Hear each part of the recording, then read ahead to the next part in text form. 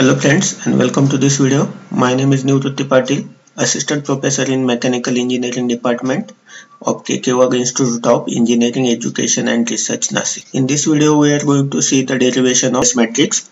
There are three methods of formulating the stiffness matrix. The first method is the direct method, then variational method and weighted residual method. This direct method is easy to understand but it is difficult for programming, while the variational method as well as the weighted residual methods are difficult to understand but these are the easy for programming point of view. So that's why generally the software will be used these two methods to solve the problems using the FEM. In this video we are going to see this direct method for formulating the stiffness method. So let's consider there is a basic spring element which having the stiffness K and it is connected in between two nodes I and J. The force is applied at node I will be denoted as Fi and the force at node J will be denoted as Fj. Due to the application of force, these nodes will be get deformed. So the displacement at node I will be denoted as Ui and the displacement at node J will be denoted as a Uj. So this is the spring element and having connected in between these two nodes. So each node having the 1 degree of freedom. So total there are 2 degrees of freedom. Now we are assuming that there is a zero deformation when the spring is in undeformed state of conditions. And we can write the formula for force as a force is equal to stiffness into deflection. So stiffness is given by letter K and the deflection delta which will be Ui minus Uj. So we can write this force equation as K in bracket Ui minus Uj. Now if we consider the force applied at node number I and the formula for force due to Fi will be written as Fi is equal to K in bracket Ui minus Uj. Because here due to the application of force at node I, the deformation at node I will be more than node J. So it is written as Ui minus Uj, which can also be written as Fi is equal to K into Ui minus K into Uj. And in same fashion if we consider the force Fj which is applied at node J, then the equation for Fj will be written as K in bracket Uj minus Ui. Because here due to the force Fj, the more deformation is occurred at node J than at node I. So that's why this will be written as K in bracket Uj minus Ui. And if you write the equation in terms of Ui first, then the equation can be written as minus K into Ui plus K into Uj. So as we get these two equations, so these two equations will be writing in the matrix form as K minus K minus K K. Then multiplied by the displacement vector Ui and Uj which is equal to force vector Fi and Fj. As here we get this 2 by 2 matrix because the total degrees of freedom of this element is a 2. For node 1 is 1 and node 2 is 2. So there is a will be get as a 2 by 2 matrix because of the element having the 2 degrees of freedom.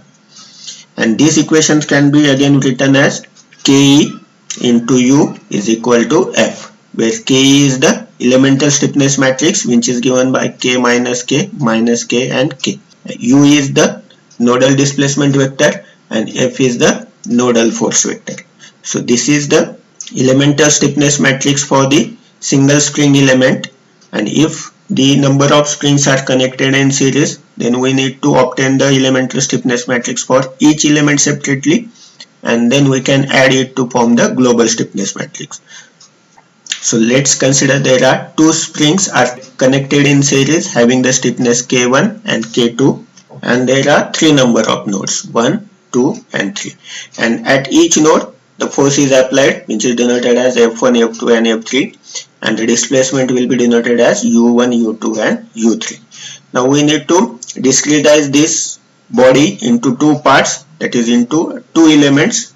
So first element connected in between node 1 and 2 having stiffness K1 and the second element connected in between node 2 and 3 having the stiffness of K2. So let's consider this element 1 and using this element 1 we are going to write the force equations and then we can obtain the elemental stiffness matrix for element 1 and 2 simultaneously. So due to this, the force equation for F1 can be written as K1 U1 minus K2 U2 And the second equation, at node number 2 the F2 force is applied. So for force 2 the equation can be written as minus K1 U1 plus K2 U2, because there is more deflection will be occurred at node 2 due to the force 2. And these two equations can be written in the matrix form as K1 minus K1 minus K1 K1 into U1 U2 is equal to F1 F2. And now if we consider this second element, so at node number 2 the force 2 is applied. So the F2 equations can be written as K2U2 minus K2U3 is equal to F2. And due to this force F3, the equation can be written as minus K2U2 plus K2U3, because due to this force F3 the more deflection is occur at node number 3 than node number 2. So that's why this minus and plus signs are used. Again, these two equations can be written in the matrix formats as K2 minus K2 minus K2 K2 then U2 into U3, because this displacement is U2 and U3, which is equal to force F2 F3. So these are the elemental stiffness matrix for element 1 and element 2, and for each element we are getting a 2 by 2 matrix, because for single element there are 2 degrees of freedom. And as this, if we consider the total structure, so it having the 2 elements and there are 3 nodes, so the global stiffness matrix will be get as a 3 by 3 matrix. So now how to convert this 2 by 2 matrix into a 3 by 3 matrix, let's see. So these are the two equations for the first element. These equations will be used. This is the equilibrium equation for element 1 and this is the equilibrium equations for element 2. Now this elemental stiffness matrix is for element 1, which is connected in between node 1 and 2. So the connectivity can be written as 1, and for this 2. Same case we can write for the left hand side also 1 and 2. And this elemental stiffness matrix of the second element, which is connected in between node number 2 and 3. So the connectivity can be written as 2 and 3. And same case we can write here also 2 and 3. And as this total structure having this 3 number of nodes, so the global stiffness matrix is having the 3 by 3 matrix size. So for global stiffness matrix we can write the connectivity as 1, 2 and 3, as we are going to get the 3 by 3 matrix. Same case for side also we can write 1, 2 and 3. So now how to add these two matrices? So this is for 1 2 condition. So 1 1 will be written as here, 1 2 will be written as here minus K1, then 2 1 will be written for here and 2 2 will be written for here. So it will be obtained like this way.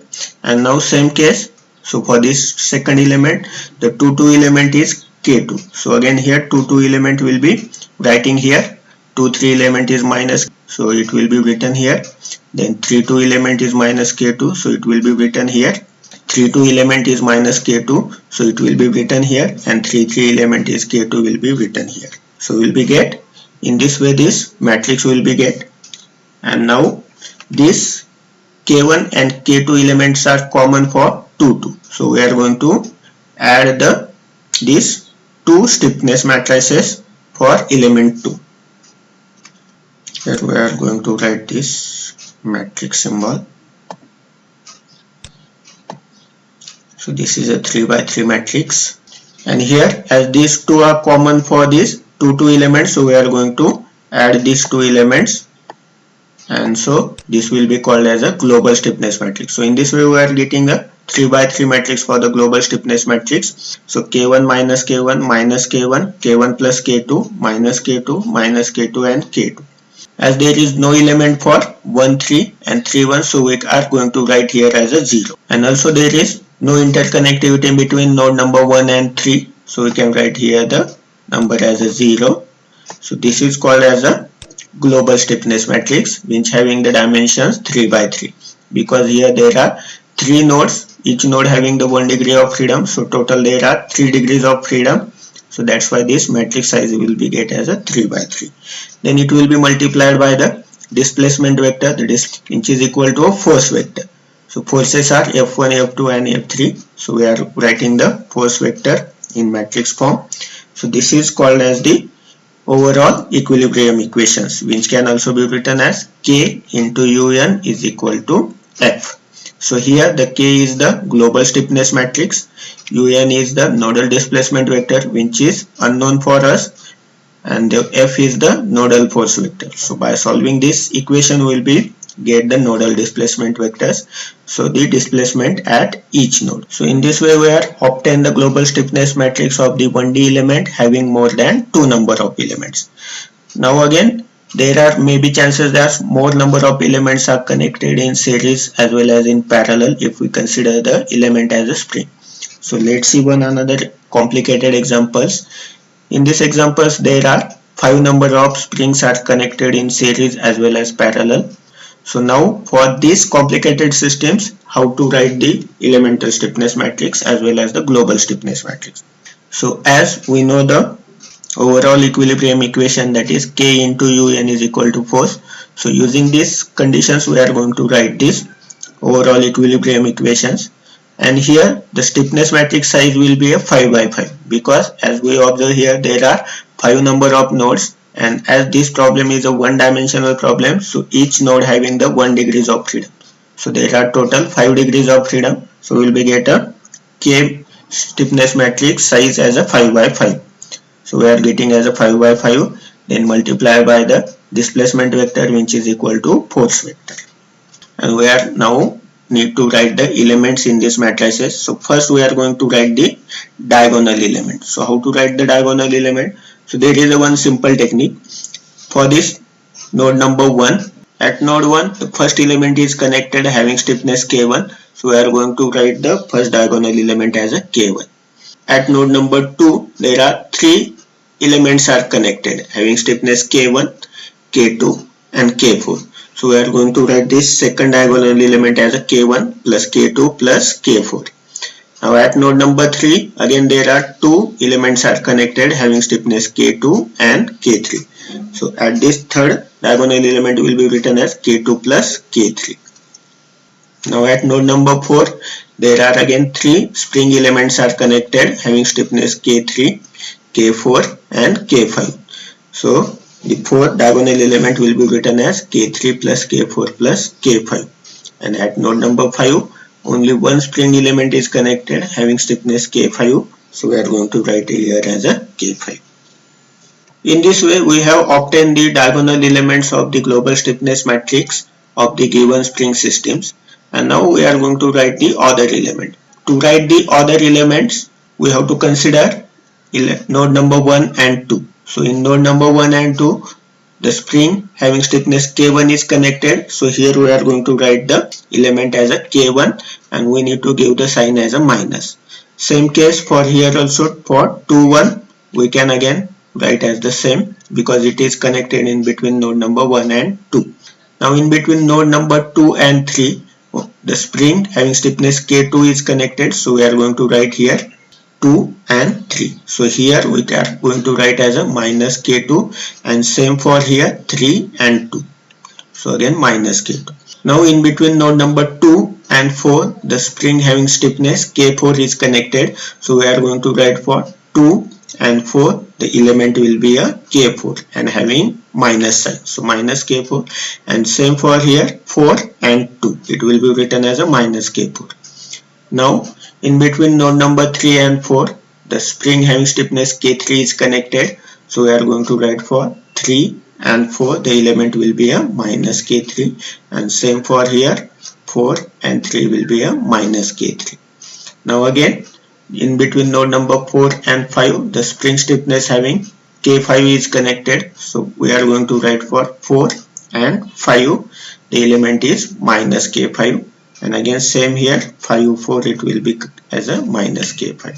So in this way we can write the elements in the global stiffness matrix, and all other elements will be written as a 0 because there is no interconnectivity between these nodes. As 1 and 3 there is no intermediate connectivity.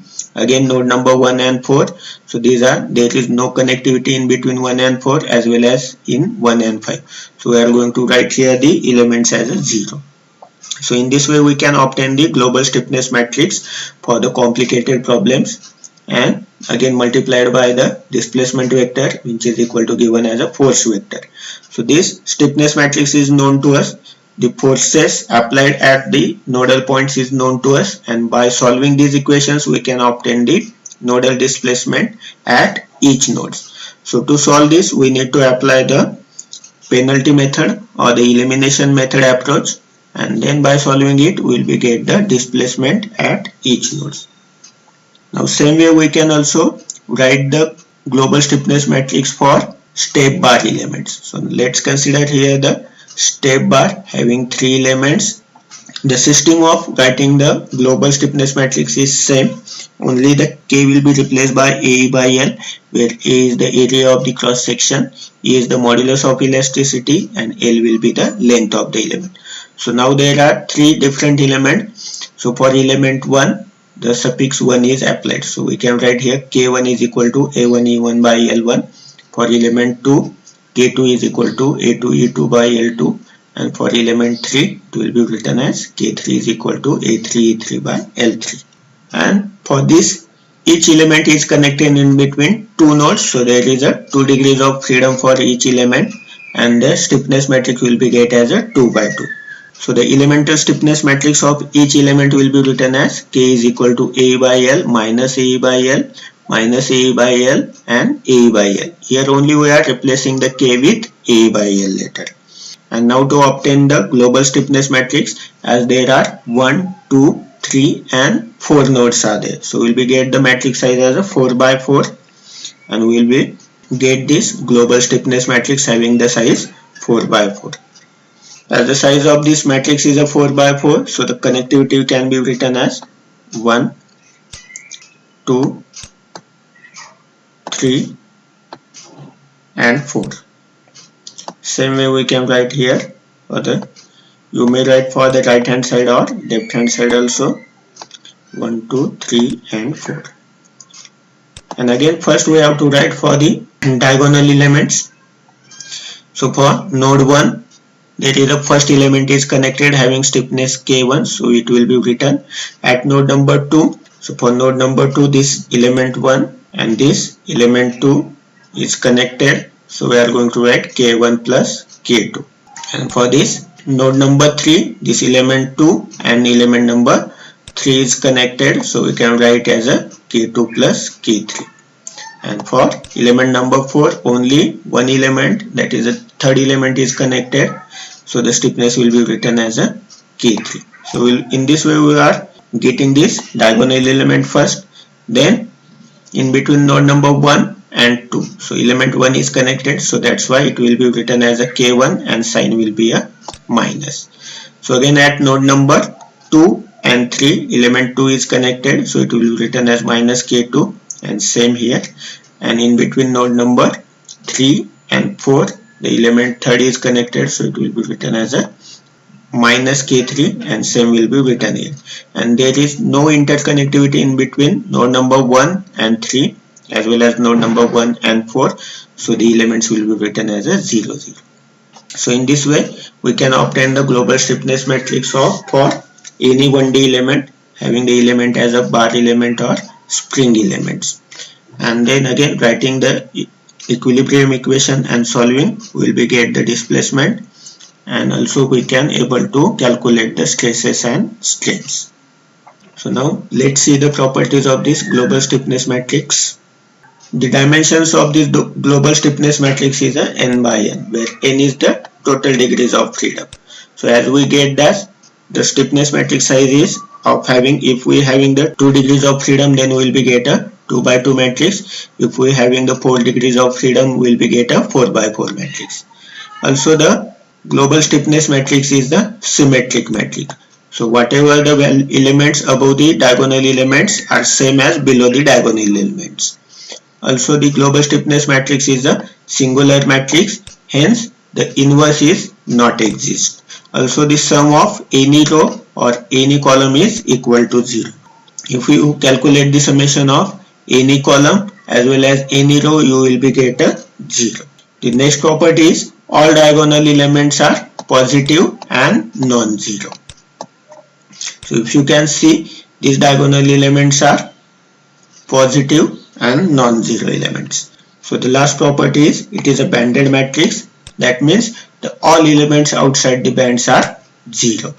So as you can see here, this is the banded matrix and all elements outside of this are 0. So these are the sum of the properties of the global stiffness matrix, and in this way you can obtain the global stiffness matrix of any 1D elements. Thank you for watching.